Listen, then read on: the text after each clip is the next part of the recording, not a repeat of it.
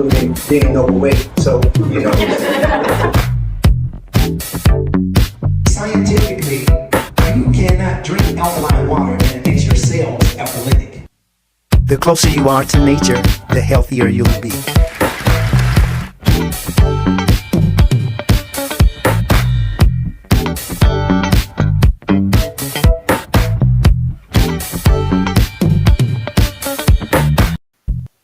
Hello, hello, and happy Saturday. I am Carolyn, and you are in the Mind of Nature, hosted by Dr. Zarif, the nutritionist. Thank you all so much for joining us here today on this beautiful Saturday.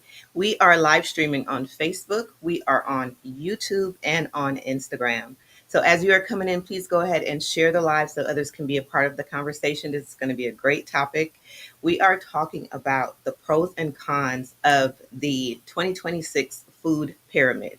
So, yeah, that's going to be a good one. Dr. Zarif, I need you to go ahead and join me here on stage. Hold on. Let me see. There you are. Join me here on stage so we can get started. Hello, hello. Good morning. Hello, good morning. It's good to see you, Karen. We are going to really have a great time today.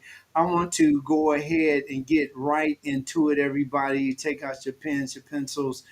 We definitely have a wonderful, I would say more than a guest because we're definitely making great strides. And Dr. James is in the house today. Yes, and we're really glad to have him here. We're going to talk about a few things that he has coming up. As a matter of fact, why don't we start off with what's coming up? This wonderful 28-day program that's coming up. Let me hear a little bit about that. Yeah, good morning, everyone. And it's good to be back in this space. Happy New Year to people. Yes, there's a organization that I am medical director of that's called Healthy Living with a Vision Foundation. It's a 5-year-old, relatively young charitable organization whose mission is to provide information and services to underserved communities and to anybody that wants to learn about improving their health. And so we are kicking off our third annual Zoom 28-day kickstart to plant-based eating this Tuesday, January 20th. I believe that's January 20th. And we will, it will consist of 4 Tuesday evenings at 7 p.m. Central Time, presentations from it's 5 different health experts. We're starting off this Tuesday with none other than our own, Dr. Fareed Zarif, who will be kicking it off talking about nutrition. And the main theme for this series is heart health. Love your heart, live your best. And so we're going to start that off on Tuesday night. We limit our presentations to just 20 minutes so that there is ample time for question and answer. And you'll see me just for the first few minutes of the hour where we'll walk through how to increase your plant intake. That's one of the main things, is to increase the healthy food and edge out the not so healthy food. But we're going to focus on the increase, not the decrease. And so we'll start off with Dr. Zarif, and then we will go with second Tuesday with a plant-based health coach, and the coach will help us figure out where they come into this process of healthier living. Along with that health coach, Phyllis Leon is her name, there will be a board certified dietitian whose name is Deepa Deshmukh. And she will talk to us about dietitian services and how she fits into this component of healthy living. They often can help us with picking foods and figuring out the balance of foods for our nutritional needs. And on the third week, we will start to round it out with a board certified cardiologist, Dr. Danish Atwal, who is located in Sacramento, where I am, and she's a plant forward cardiologist. She'll talk to you more about the technical aspects of heart health and labs and screenings and things like that. And then I'll round it off the fourth Tuesday, that'll be February 10th at 7 p.m. Central Time, and I will talk about. I will actually give a summation of what's been going on and give some other healthful tips to send us off. We are for the first year having on the Sundays preceding each event a special Q&A just for 30 minutes to an hour, depending on whether how many people show up and how engaging. We'll have an hour just for Q&A that I'll host each time. We invite our speakers, but that will be a special segment that's optional. Again, this is free, so definitely you shouldn't miss out on this. And I will hand it back to Dr. Zarif. I love it. Love your heart and live your best. Man, that's getting straight to the point. Because when you don't love your heart, I mean, the heart, what will we do without a heart? Nothing, because we won't be able to live, right? It's really important to make sure that we are giving a lot of attention to our heart and the foods, the drinks, the ability to relax in an environment, the kind of connections that we have with other people. You know, connections are probably the only thing that we really truly can say that's mine. Something that you've put together, some the connections that we make through life, those are the things that really matter. So we want to. I want you to look at this. We're talking about the scam of this doggone upside down pyramid. So let's talk about it. I want to bring this up here. Uh, Make sure. Okay. Can you grab that, Karen? Bring that up. Okay.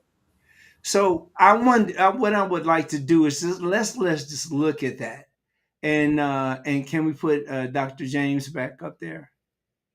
Okay, there we go. So Dr. James, look at this. When you see this, what do you think of? First thing that actually comes to mind is upside down thinking. Exactly. Yeah. Is This is terrible, ladies and gentlemen. I know you woke up this morning maybe thinking that we're going to talk about apples and oranges, but that we really need to talk about this. This is like at the very top of this. This is terrible, and just like Dr. James was saying, this is upside down thinking. When we look at this food, you might think that what you're looking at is a work of some kind of scientific experiment, when we maybe a collaboration. But in the 1970s, the scientists, without vested interest, seemed to be, trustworthy at that time.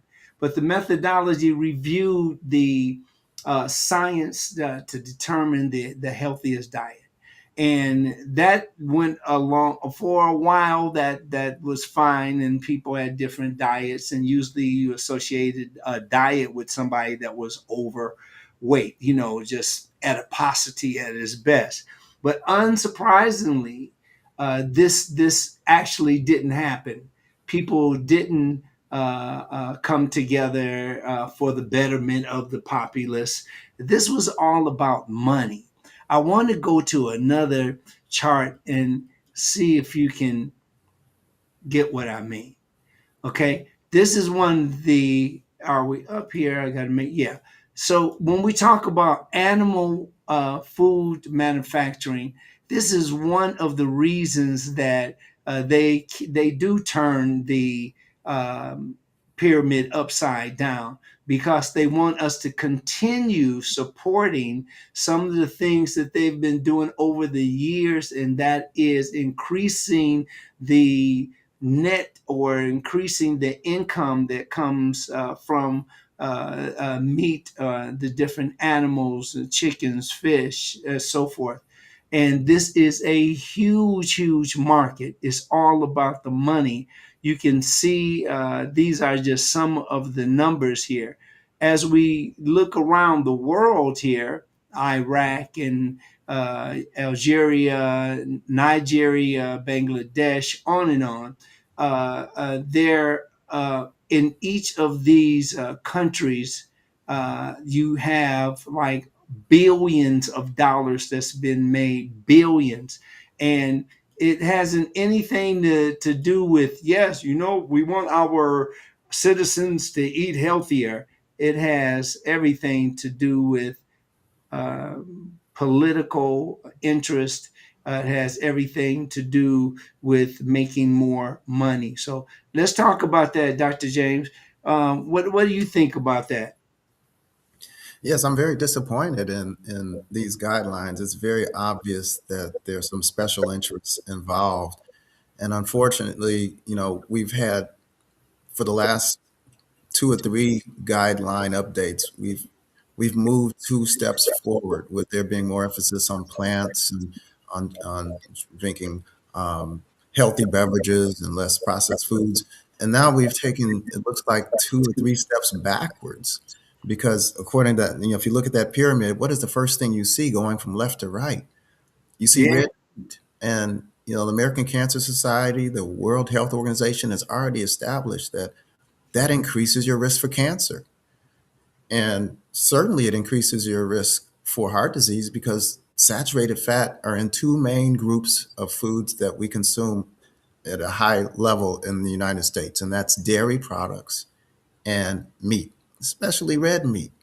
And just behind that, of course, is poultry. And you see that big turkey up there that they load with fat now. They fatten those yeah, turkeys up and feed them all kinds of foods that are not natural for them and then sell them to us. And then you see the big chunk of cheese. That is concentrated fat and salt. And so you got those right up at the top of the pyramid. I give them credit. Okay, you got some you got some broccoli there and some carrots and stuff, and they do recommend eating more fruits and vegetables, and that's great. But look what they have at the bottom. that's crazy. Grain. The grains are at the bottom. I mean, your whole grains. They've established that when people eat several servings, multiple servings of whole grains, they increase their longevity. They should not be at the bottom of the pyramid. So a lot of disappointment there. But the understanding is, as you have mentioned, Dr. Zarif, is that when you kick out the scientists and you put in the people that have ties with industry, the cattlemen's corporate organizations, the egg board, the dairy industry, then this is what you're going to get. There's bias. And so unfortunately, health isn't coming first with these kinds of decisions. Yes, that's incredible. I mean, Ed, Dr. James, especially when we're looking at grains at the bottom, this is horrible, ladies and gentlemen, because look at the top on your left, the protein and dairies, healthy fats. We'll get back to that. But the protein and dairy, this is a group that is primarily responsible for constipation and irregulation of bowel movement.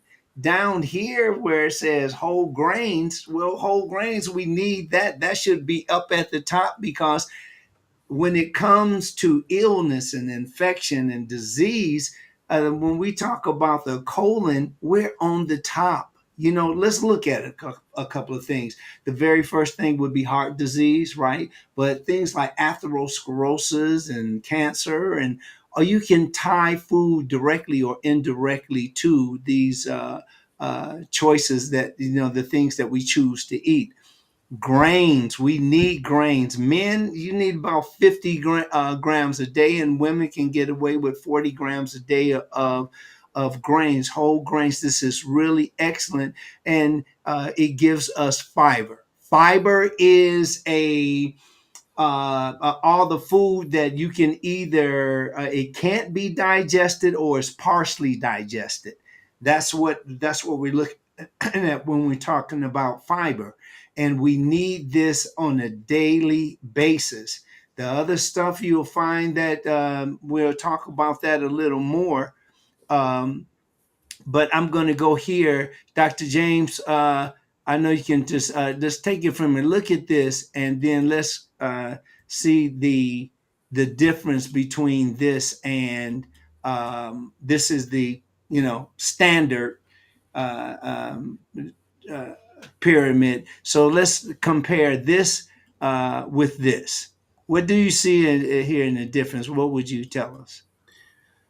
Well, there's pluses and minuses, and the plus here is it at least you get the image that fruit and vegetables and plant foods are the foundation. So that's one nice thing. It depends on how you look at it. Some people look at it, well, the top foods are the most important. Um, and then some people look at it, well, the foundation is most important. But the foundation is important, and I'm always happy to see a foundation of plants and fruit. So as you go from the bottom up, you're seeing mostly just plants, and you're not seeing animals and eggs and butter and cheese. And then as you go up, you still continue to see really good. I can't make out the third level up what that is with my. I might have to put my Oh, reading. that's EFAs, the oils. Those are the oils. Okay. Yeah. All right. And then above those, I think those are beans. Or Yes. okay, beans. I mean, so those are healthy items. Those are things we should all be eating: beans and grains. If you haven't heard of blue zones, you should look up blue zones. Those are Mhm. 5 places around the world where people outlive almost everybody else with clarity of mind and function and relationships. And what they all have in common is they eat beans, and Yes. and they tend to eat minimal meat. They're not vegans. You don't have to be vegan. But if you eat mostly plants, if your predominant food intake is plant based, you're going to live longer than most other folks. That's right. Yeah. Absolutely. And you're going to have lower risk of disease and infection. One of the things that, like a lot of people for when we're talking about the different injections for measles and, all the different the diseases that we've heard about here lately, especially measles, you notice that even if you are in an environment where they have people that are already sick or that you can contract different diseases, you have still have a better chance to thwart those different diseases by you already being healthy. Most of the people that you will find out that died during 2020 when we were having that whole whatever I don't have a name for it, but it's really all the things that were going on there. Notice that one of the things that was outstanding to me anyway is that the people that did not have comorbidities, those people that didn't have all these additional illnesses, the ones that were healthy already, those people weren't dying. It was the people that were already sick that got sicker. And that's why it is so important right now to have a plan that you can eat those foods that help to protect you against disease, and they also lower the chance or the risk of having these diseases. Hmm. All right, Dr. James, you want to get in there? Let me see. I wanted to. Yeah. Okay. Good. Go right ahead, Dr. James. I know you. Yeah, I'm sure you got. Well, I know I was actually taking a glance in the chat there, but there was a question in the chat about why are there so many sponsors of this guideline tied in with meat and dairy and so the issue is, interestingly, there's always been ties to some degree with the USDA and these federal guidelines for diet. But the difference here with the 2026 is it's way out of balance. I mean, I have no Yeah. problem if you have one or two or even three. I mean, if you got a board of 9 people that are going to be writing guidelines, and it's balanced with some science that are unbiased towards these um, various foods, like particularly the sugary, the processed foods, the dairy, the egg board. If it's balanced, then that's better. But it was way out of balance for this. You had 8 out of 9 of the authors you know, Mhm. taking what science, because what happens is there's a filtering process for this. Scientists start off with this. These are people that are nutritionists, people that are involved with, that know biochemistry and know the body, the human body, and they start off with this and they send the information to the next level. And so there's a filtering process. So by the time it gets through the filtering process, and that's where these authors come in, then you have this out of balanced impression. So this is what you come up with. And why does this happen? It happens to deal with money. These are multi-billion dollar industries. And so they don't health isn't your priority. And so that's kind of the why there. And the current administration doesn't, that they've allowed this. So there's an organization called PCRM.org, or Physicians Committee for Responsible Medicine, and they've petitioned and they're suing to get these guidelines withdrawn and revised. And I certainly stand behind them. Yeah, that's beautiful. You know, the things too that I wanted to add into this, RFK should definitely we should be talked about as far as him having the type of authority to do anything, because this guy, let's talk about him just for a minute.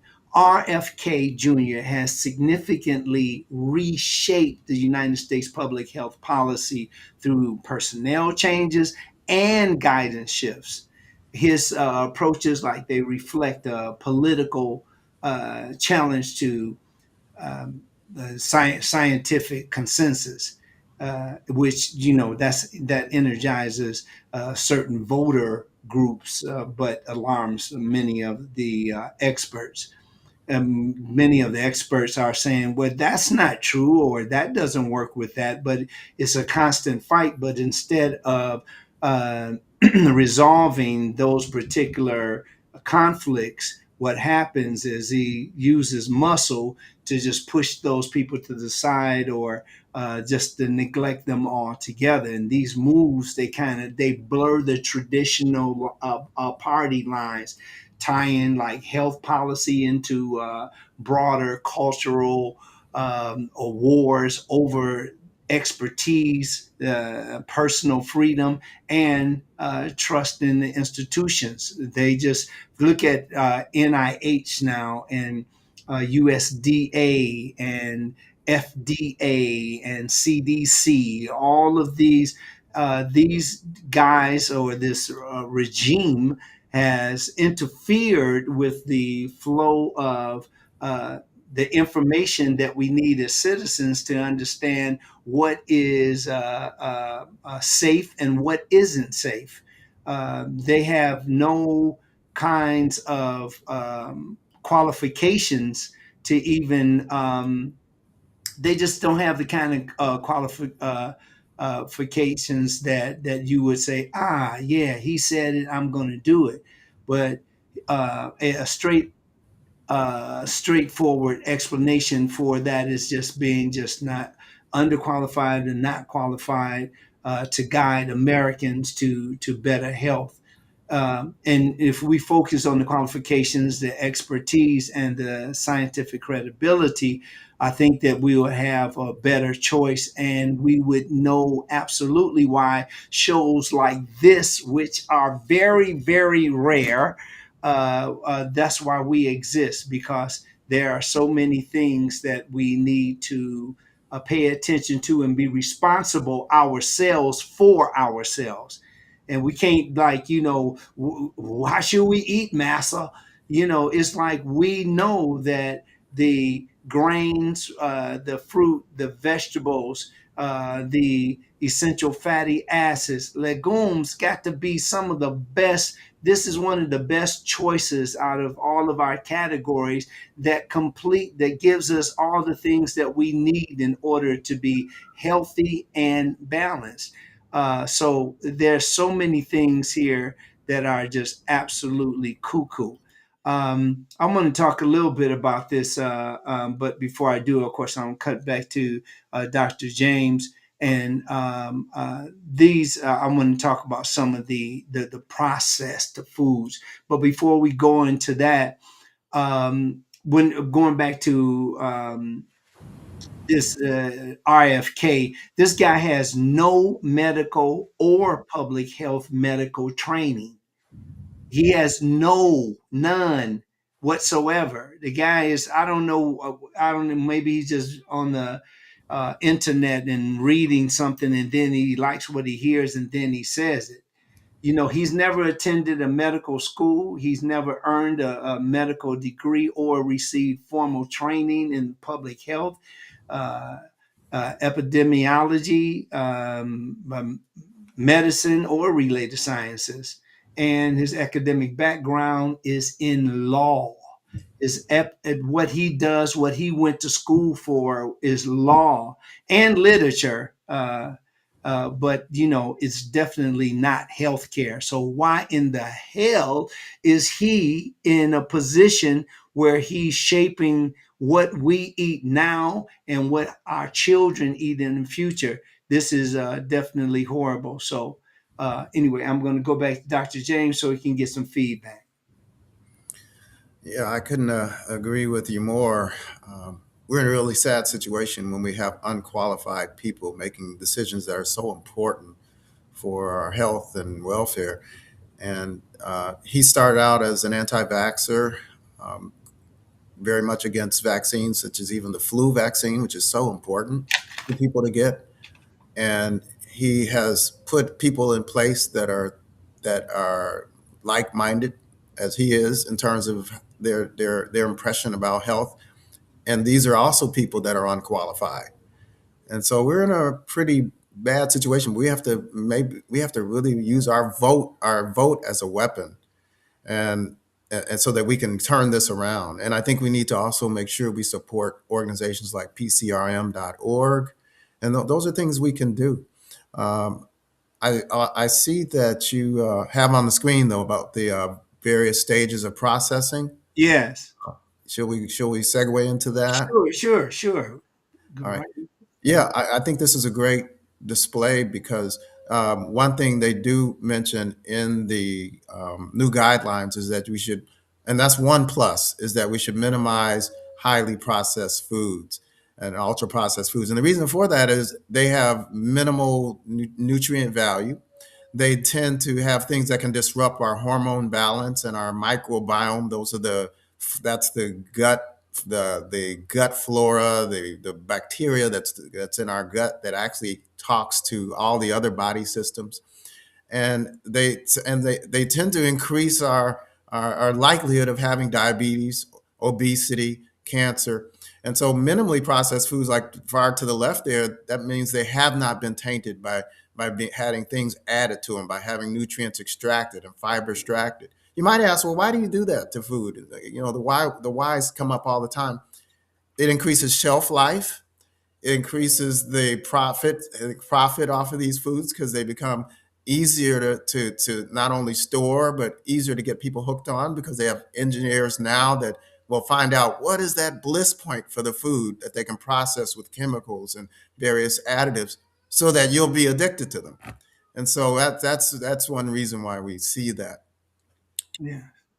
Exactly. I mean, this is a great point that you just made. And the people that are in charge are usually people that we say, they know what they're talking about because they are tested. They've tested the product, or they know from experience the literature that they've accumulated over the years. They know better. But when you just deal with a guy like RFK, his whole career is in law and activism, not health science. And that's what we have to get through our heads. We shouldn't just stand back or sit down or avoid this and just let things happen. Find out who to contact, find out who you can call, find out what you can do. One of the things you can do is to eat more fruit and vegetables, grains, legumes.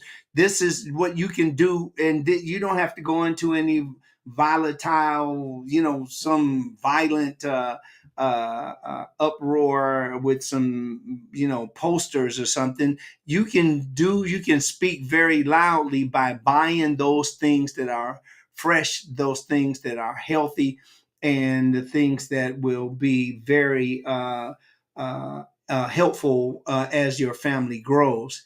Now, the Kennedys' professional experiences in an environmental lawyer and activism, not a clinical or the biomedical researcher or public health practitioner, none of those.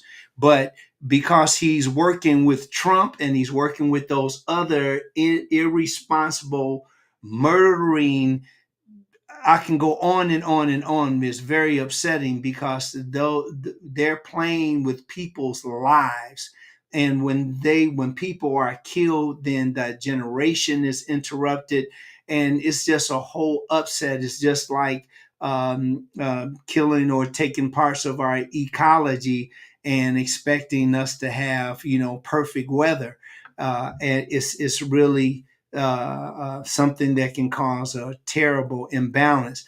A history of promoting like controversial or debunked health claims is what you're going to get from this guy. He has a whole history of promoting controversial or controversy amongst the masses, and because he's had that platform to do so. He's long been a leading vaccine skeptic, as Dr. James was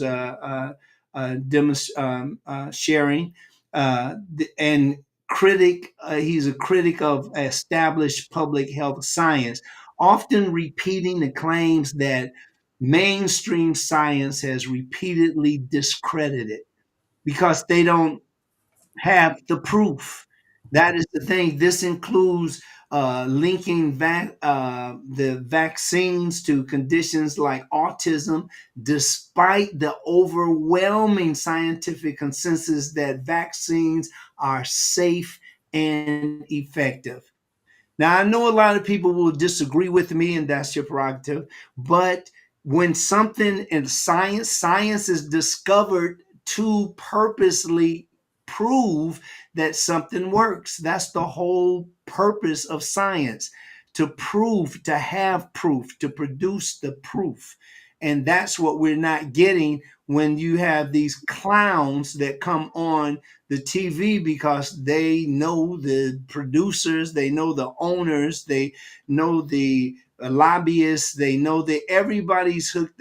This is a money thing. And when I say it's a money thing, when we look at what we're looking at earlier here, if you can see the the different machines for degumming and deacidification, and on and on. You'll see words that you probably haven't even heard of before. But this is how we get a solid to turn into. These are, of course, metal machines. But this is just like, the idea comes from digestion, because digestion breaks it down more and more. And this right here, these different machines, this is what they do to make other foods that look like this. A carrot, you can process it. See, you notice that processing is very little. There's not a whole lot of it. You can take, for instance, the corn on the cob looks very much like the canned sweet corn because they've just taken it off and put it into a can, and they sell it like that. But look at the corn that's going all the way to a corn chip. You cannot identify if no one tells you. You don't know if that, although corn is what, it's a grain and it's a vegetable, but you still can't tell what this after it's ultra processed. You can't tell, like, look at the potato and the baked potato, but the potato to the fries, it's like that could be jicama. That can be other different types of vegetables that they made and deep fried. after all, deep frying today is super popular, and people love the crunchy taste. They're addicted to the grease and the salt and the sugar, and that's these are the changes you can make. So keep in mind when you're looking at ultra processed, these things are not very healthy for your body. Sometimes you will find yourself drinking or eating something that has been ultra processed. I'm talking about these things that are ultra processed, and this is when you should have a list of those things that you eat periodically, but not on a frequent basis. Dr. James? Yes, I fully agree. And one other thing about the processed foods is that when they're even at that level with in the middle with the carrot juice, you although you don't when you go to the far right, you've really highly transform the food into something that's much less healthy and actually can harm you. But in the middle, if you look at carrot versus carrot juice, so when you drink carrot juice, you're getting some of that beta carotene. That's what some of that orange color, that natural color. But what you're missing with the carrot juice is the fiber. So Yeah. all the fiber goes out the back of the juicer. Now, some people will use that fiber to make soup or various other things, and that's great. But just realize that when you process even to that level, there's a change that can change the benefit. And you don't have any fiber and you have concentrated fruit sugar. Now, for some people, that's not a problem. But if you're already pre-diabetic because you're eating those foods at the left at the top of that inverted pyramid we showed, the new guidelines, if you're eating a lot of meat and egg and dairy and you're drinking carrot juice, you're gonna already have insulin resistance, and that means you're gonna have a sugar spike just from carrot juice or apple juice or any of these healthy foods that become juices. So these are things you need to keep in mind because we can sidestep that by eating more whole foods and less highly processed foods and less meat that has saturated fat that sets us up for the prediabetes in the first place. Yeah, that's awesome. That's awesome.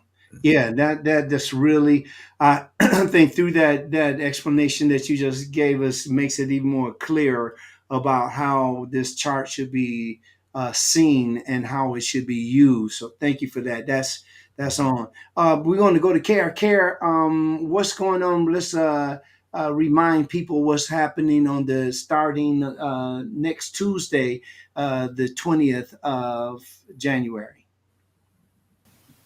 Absolutely. Thank you so much, Dr. Zari. Great information from both of you, bouncing off each other, giving us the information. So it's really appreciated.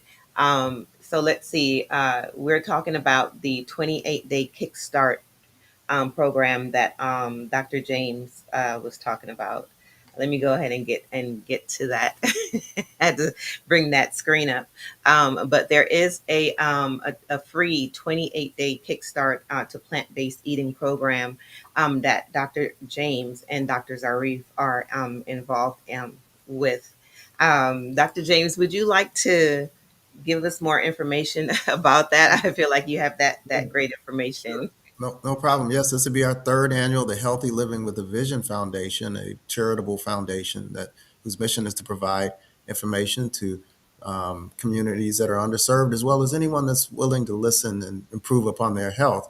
And so this will be our third annual event, which starts this Tuesday. Dr. Zarif is kicking it off with a presentation. The theme is to love your heart, live your best. So we're going to be focused on things that we can eat that can improve our heart function, that can preserve our heart function and heart health.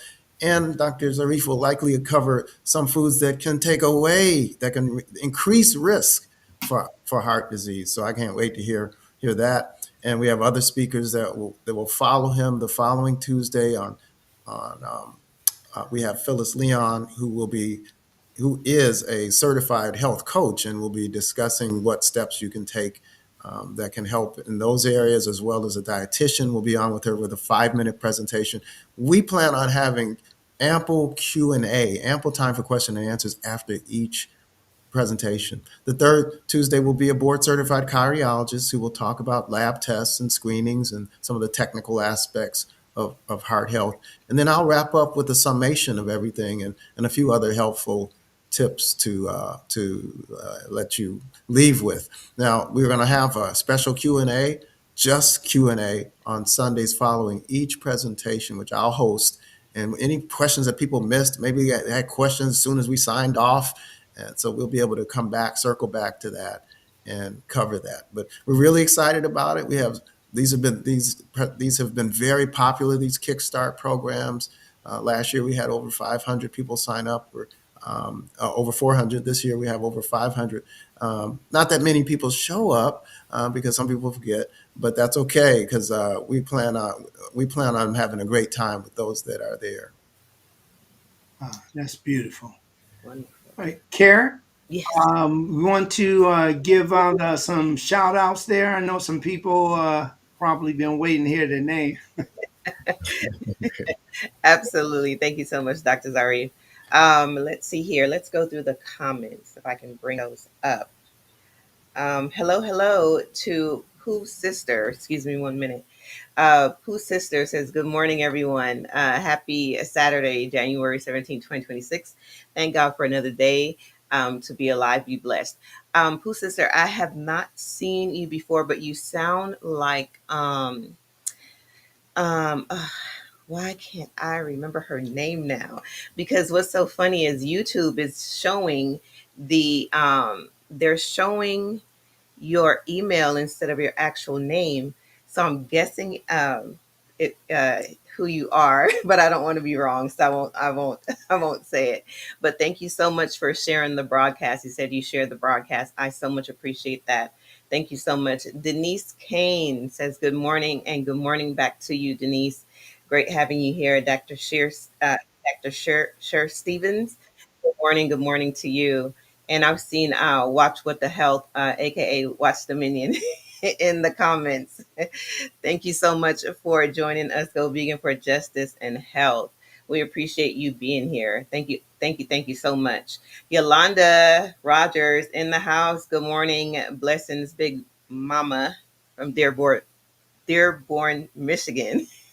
Hello, hello, welcome, welcome. Good to see you. And Darcel, hello, hello, welcome to you.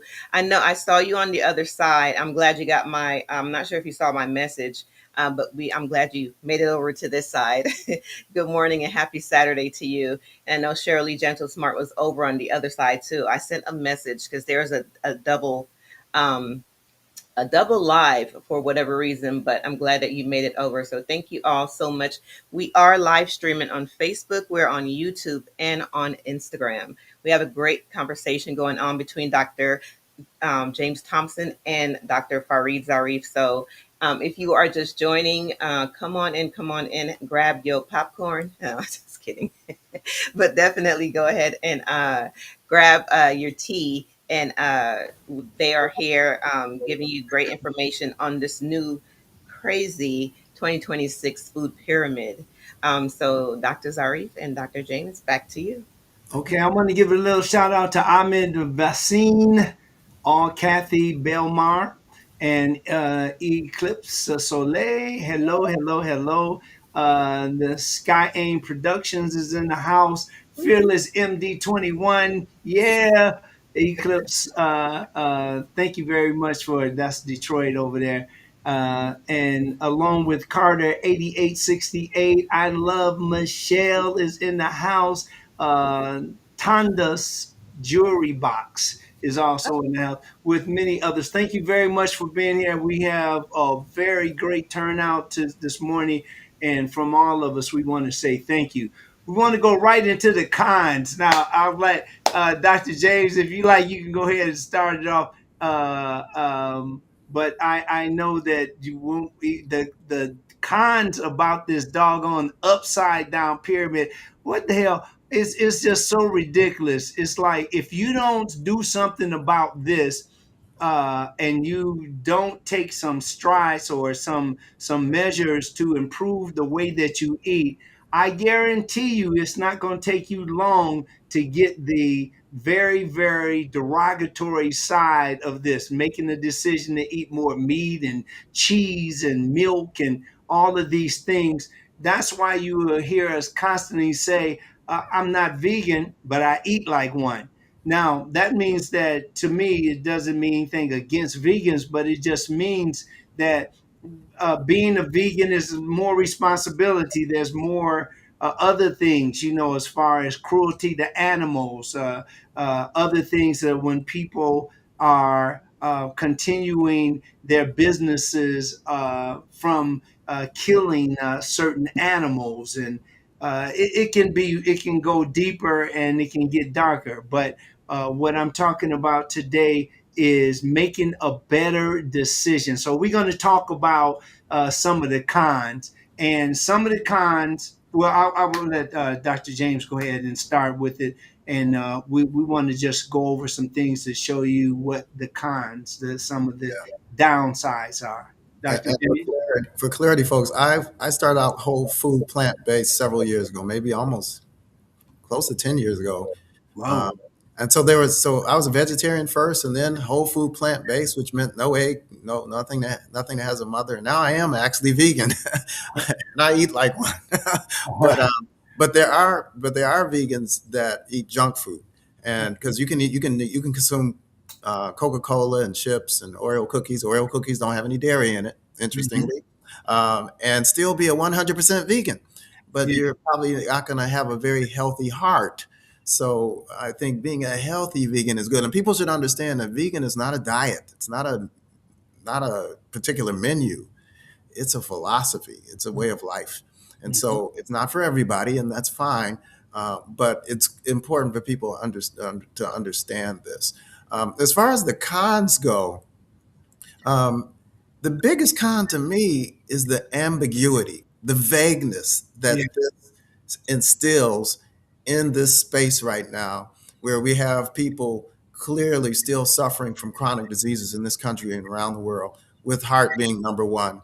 The vagueness, where on the one hand you say, okay, you can eat meat and cheese and egg and butter, and on the other hand, these same guidelines says you should limit your saturated fat. Okay, That's crazy. to me, that is one of the biggest things. Secondly, they emphasize something that didn't need to be emphasized. I mean, how many times, Dr. Zarif, have you had someone come to you and say, "Look, I don't have enough protein. I'm protein deficient. The Oh, yeah. doctor told me I'm protein deficient." Hmm. That's not a major problem. Yet these guidelines put as a kind of a secondary premium here to increase your protein. I mean, the guidelines had been like zero point 0.8 grams per kilogram. Now it's 1.2 to 1.6. Now, when you go to 1.6, that's getting on the high end for someone that's not a bodybuilder or burning a lot of calories each day or trying to build their muscle. Um, so I don't agree with that. I think the emphasis is in the wrong place, and especially when you're promoting animal protein. We know there are lots of studies that show that the more plant-based protein and the less animal protein you eat, the longer you live. You have a increased lifespan when you eat less animal protein and more plant-based protein. So these are things that I think are big cons.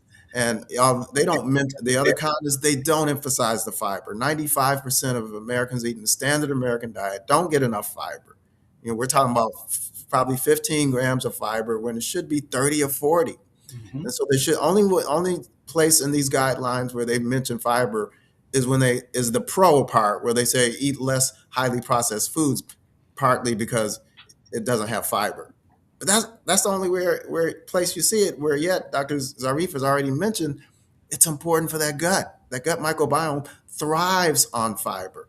Yes. There's soluble fiber, there's insoluble fiber. That insoluble fiber helps with the stool passage and keeping the flow going. That soluble fiber, the gut microbiome feeds on and gives us back certain compounds they're called short chain fatty acids that influence our brain, influence our heart, influence our hormone balance, influence every aspect of our body. So um, that would basically be the cons I would mention. It is beautiful. Thank you for that. I'm going to add a couple of more to it because these downsides you should really know, and the ones that Dr. James is sharing with you, and the ones that we're going to kind of put these together.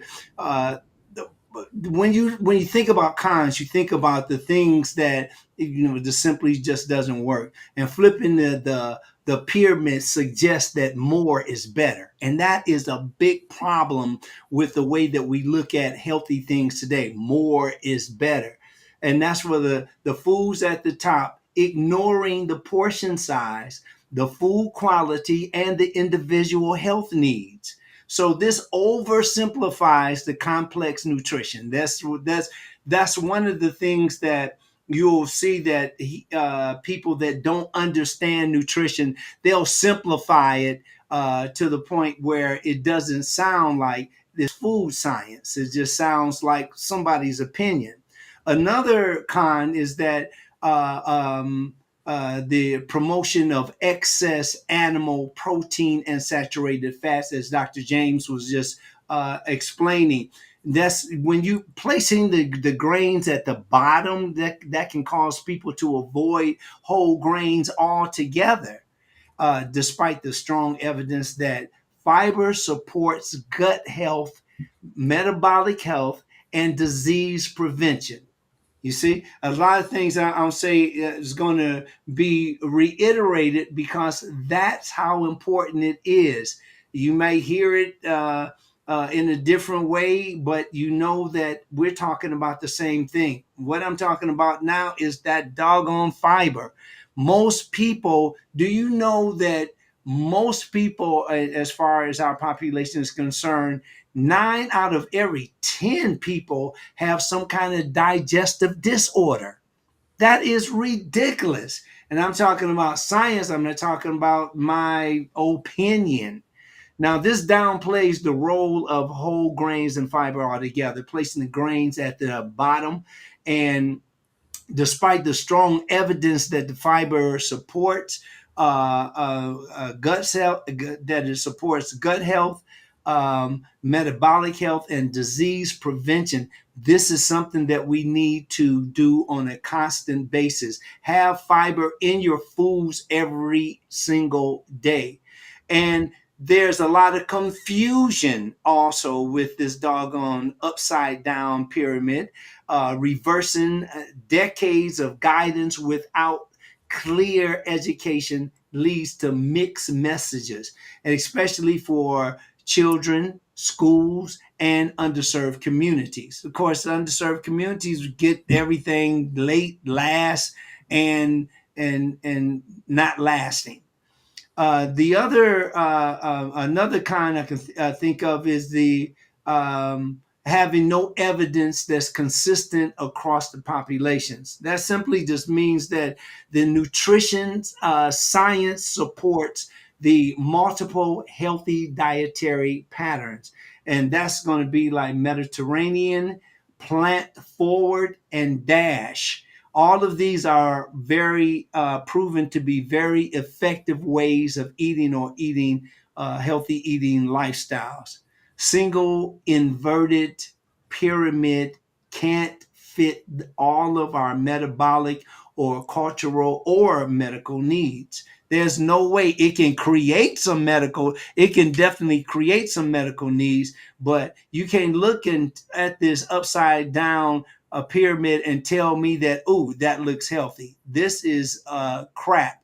It doesn't even look like professionals took time to say this makes more sense to do it this way because of the having the beans right here or having fruit right here or there. It just seems to be as long as they can get, and I can understand why the meat is at the top, because meat makes the most money when it comes to food, the food industry.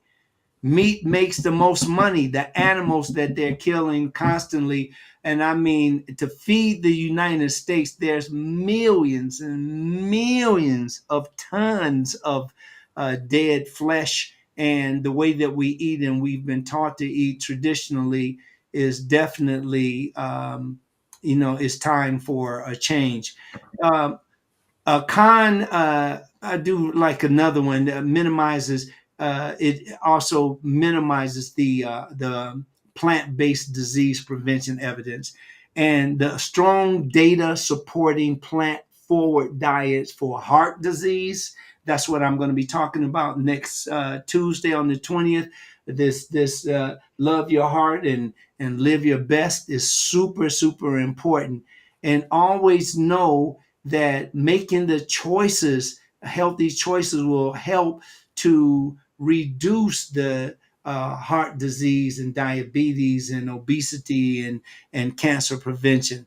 All of these are very important things to keep in mind as we continue. Okay, Dr. James, anything else on the cons?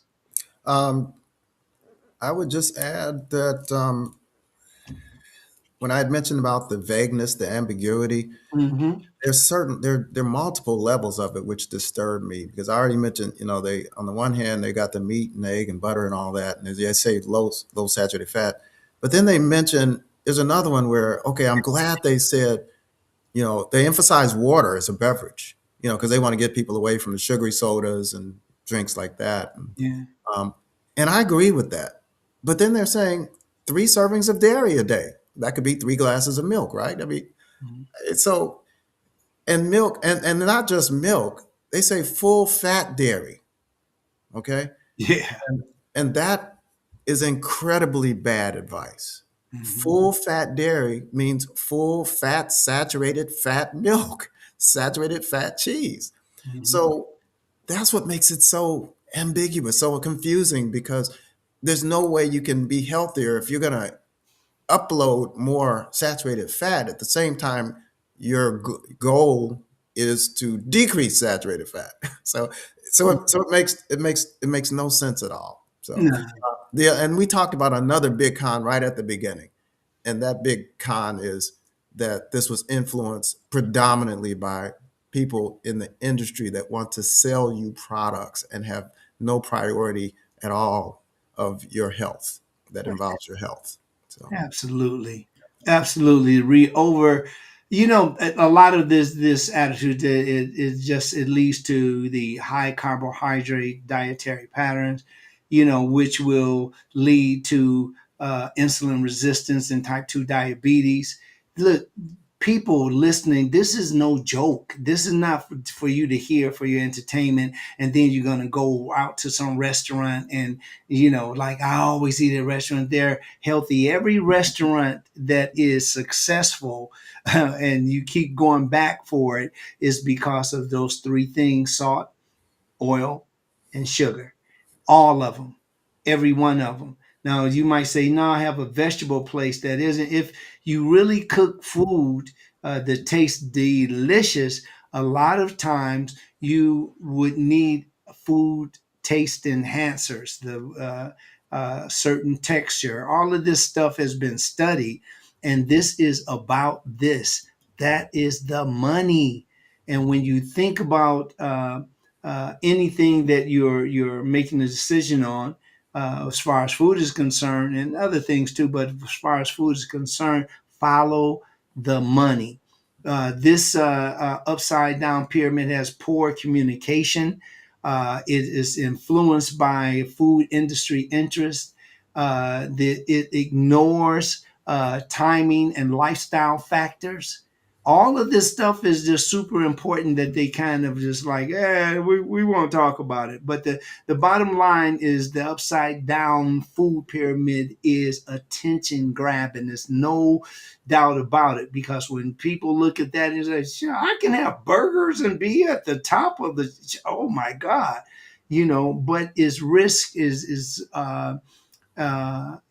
very misleading to our population, and we need to keep in mind the focus on our balance, fiber, and some of the long-term disease preventions. Okay, let's look at some of the pros. Um some of the pros things. Dr. James, you want to kick it off? Oh, sure. Mhm. Yeah, some of the pros we've touched on a little bit, and as I mentioned, it does emphasize drinking water, which I think that should be our main beverage of Mhm. choice, our default beverage. Secondly, they do recommend that we limit the highly processed foods, highly processed sugars. That's good. That's good. They counterbalance, of course, with some of the other things I've already mentioned, but that's a pro. Um, I think it's a pro and a con with the emphasis the protein. I mean, yes, we should have protein, but they should put that plant-based protein should be the preferred as opposed to Mhm. having at the top left of the pyramid animal-based protein. And so I think that's kind of in between. Um, but I think let's see. I'm sure you have a few more. I'll Mhm. toss it back to you. Okay, well, recognizing the roles of fat, and it's like one of the things that this particular the pros about the upside down pyramid is that they do talk more about the roles of fat, and they're still talking about how protein is super important. I've never ever in my career heard of somebody eating um, uh, uh, too much protein, and they died from eating too much protein. And we get plenty of protein. People like to eat protein. Is just when people get into this the thoughts of their appearance, and we've been taught that if you eat so much protein that you want to get 25 grams per serving, you want to get 30, 40 grams per serving, and but nobody talks about what happens when you overdo that. So you have people that are eating, thinking that they're going to become muscle man or muscle woman, and that's not true at all. So one of the things that it does as far as the highlights on protein adequacy, it acknowledges that many Americans, especially the older adults, you do not meet the protein needs of muscle mass, but as you get older you don't need to, unless you're making money with your body, that is, like with the big muscles, the big chest, the big thighs and all that. If that is a way that you make your living, well, I definitely don't want to step on your toes about that. But again, there are a lot of people, if you go back to 1920, I'm sorry, not 1920, 2021, you go back to even 2024, look at all of those weightlift. I'm talking about guys that are very well known in the bodybuilding category. Those people that do that for a living, look at how many people died, especially 2021. It's really, these are things that you can research on your own. You don't have to believe me. You can find out for yourself. The Muscle mass and metabolic health and aging would come under protein. And this is why a lot of people pay attention to it. And that's why you will see the protein and dairy and healthy fats, all of this to say that those particular foods are healthy. When I know and look, we just talked about ultra processed, well, cottage cheese, whole milk, different types of cheeses. Even when it comes to Impossible and it comes to the other Beyond Meat, all of those aren't as healthy as you may think that they are. They're not meant to eat on a daily basis. They are an alternative and another choice, but it's not meant for you to eat on a daily basis because they are processed. And if you eat too much of them, you will start getting the opposite result that you may be looking for. Okay. I want to go over.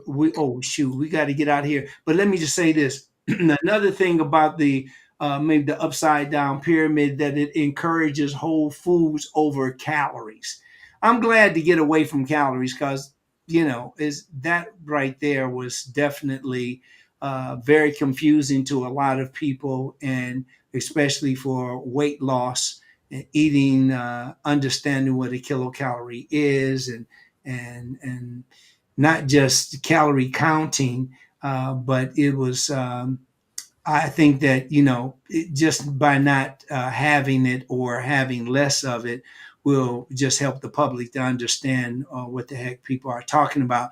And then there are also the challenges of the ultra processed food dependence, and that's like everybody.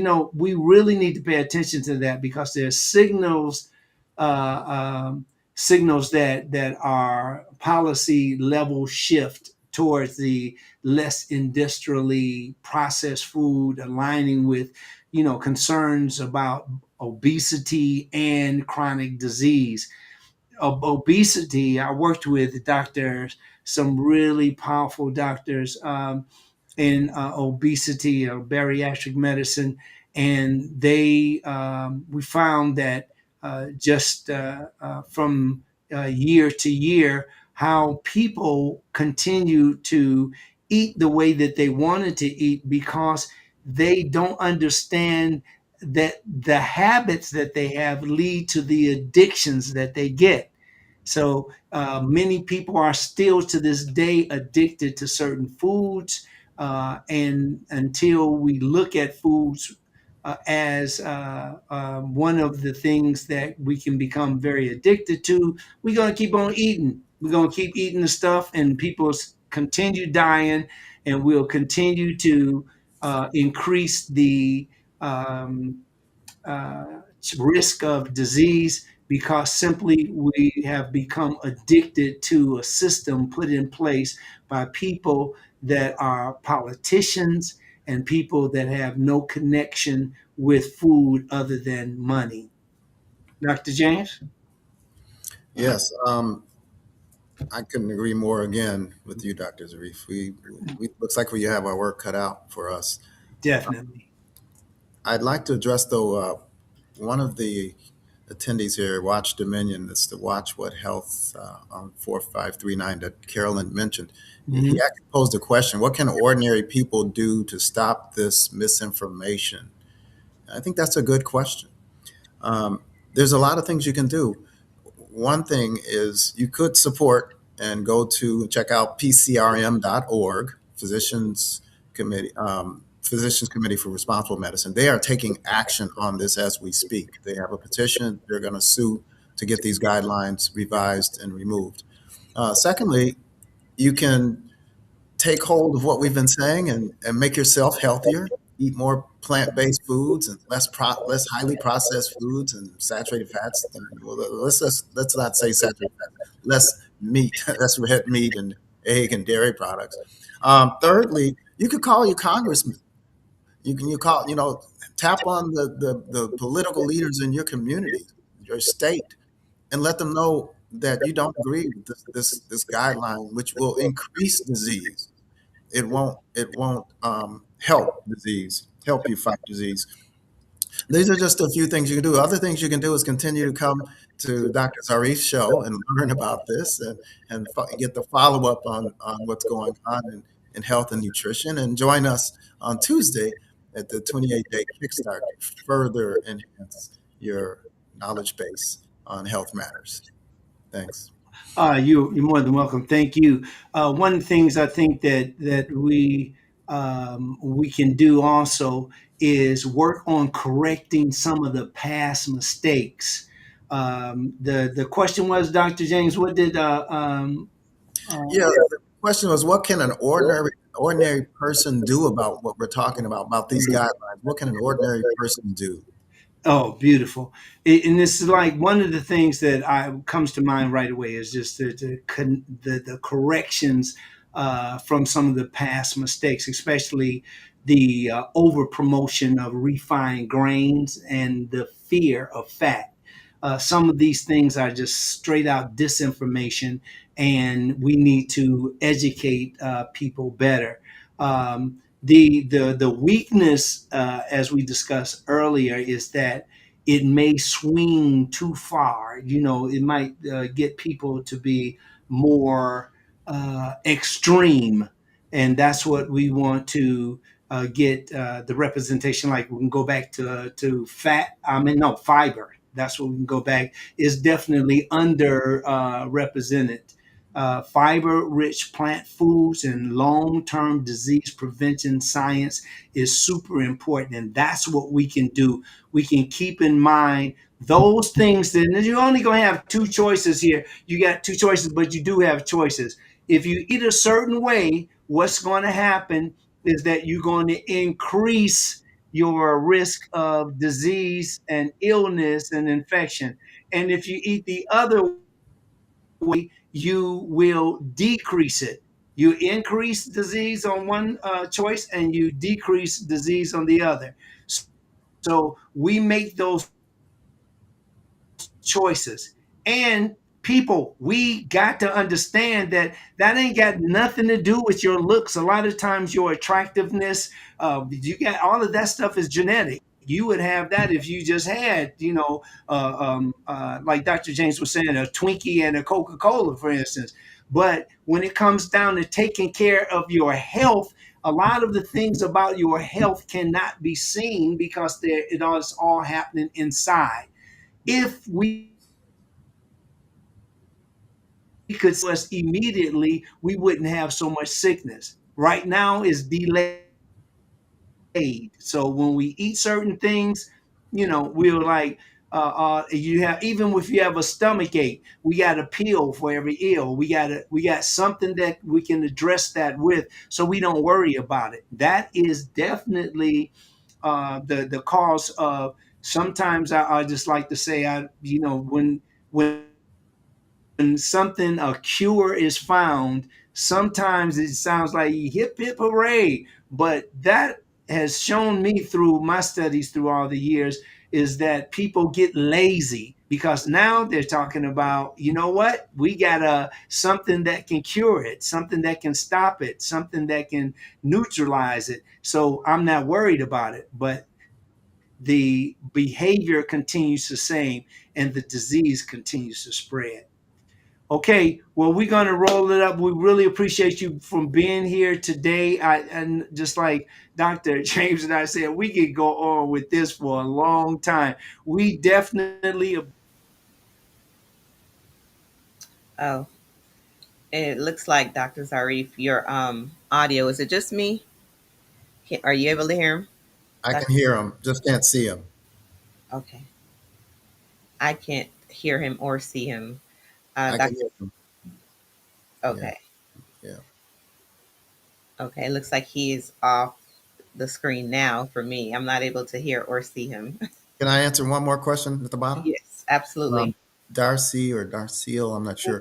Mhm. There's a Yes. question about plant-based yogurt, and Yes. there is plant-based yogurt. You got to really do your research. I love yogurt, but I didn't want that dairy yogurt, so I found some made by 365 Whole Foods 365. It's almond-based, no added sugar, no other additive stuff that you can't pronounce. There's another one, I think Kite, Kite, that makes that almond-based yogurt. If you're allergic to tree nuts, forget it.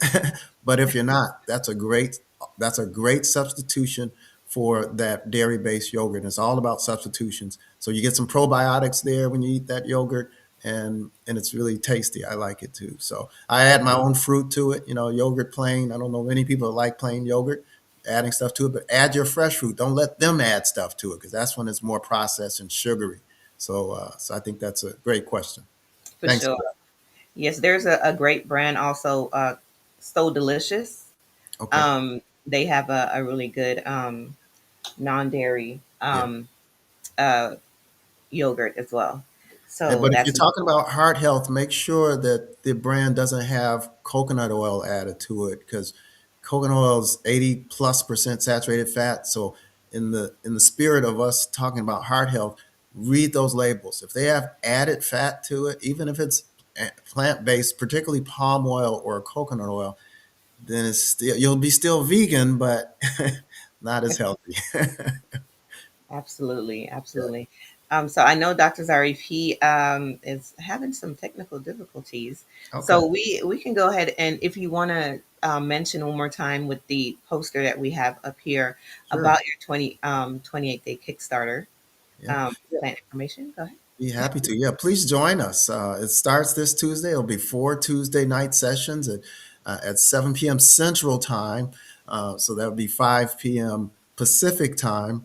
And we're going to start this off with Dr. Zarif giving us a wonderful presentation. The main theme for the 4 Tuesdays is uh, love your heart, live your best. So we're going to approach that from a nutrition standpoint, starting off with our doctor of nutrition, the nutritionist, and then following with a certified plant-based coach and dietitian, certified dietitian on the second Tuesday. And the third Tuesday, which will be February 3rd, will be a board certified cardiologist who's plant forward and give us some tips lab wise and screening wise on how to keep your heart healthy.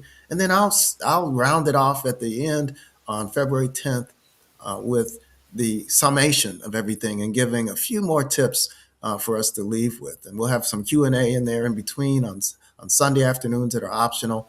This is free. These are hand selected experts, and I'm very excited about it. So please join us. You can, if you point your camera right at that QR code, it gets you right to the registration. Or you can go to Healthy Living with a Vision .org. Those are ways to register on Zoom. It's virtual, and like I said, it's free. Thanks, Karen. You're so very welcome. And thank you so much, Dr. James, for joining us again, giving us great information. Always enjoy watching you and Dr. Zarif just kind of go back and forth, giving great information to the community. We really do appreciate you being here. For everyone watching, thank you all so much for sharing, dropping your comments. We so much appreciate every time you are here and just giving us great feedback on the information that you have, that you get here from the Mind of Nature. So again, thank you all so much. We are live every Saturday, 8 a.m. Pacific time. Everyone have a wonderful Saturday, and we'll see you all next week. Have a great one.